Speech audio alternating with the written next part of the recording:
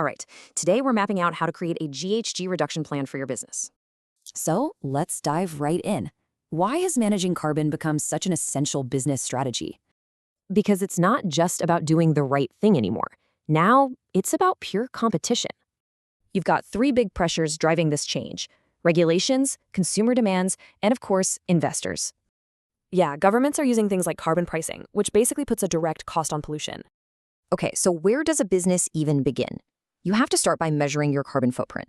Simply put, that's the total amount of greenhouse gases your business creates, directly and indirectly.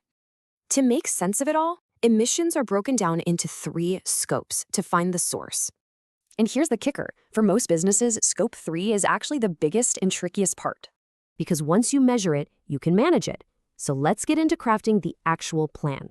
A huge step here is setting science-based targets. It ensures your goals are genuinely impactful. And you can get there with 4 key strategies. Let's break them down. Improving energy efficiency is often the fastest win. We're talking quick, cost-effective emission cuts. And to really hit those big Scope 3 emissions, you've got to work with your suppliers. But this is about more than just compliance. It's about creating serious business value. A good plan can mean huge cost savings, a stronger brand, and even new market opportunities. Plus, these days, both customers and investors are choosing brands that are taking this seriously.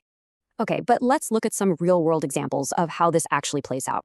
First up, let's take a global retail chain that focused on energy efficiency and renewables. Just by installing solar panels and new lighting, they cut their emissions by a whopping 25%.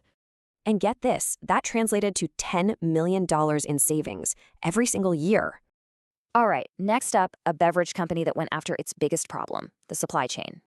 By working with suppliers on sustainable farming, they slashed those tricky Scope 3 emissions by 30%.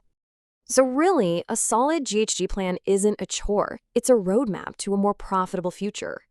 Which leaves one big question. In this new low-carbon economy, will your business lead the way?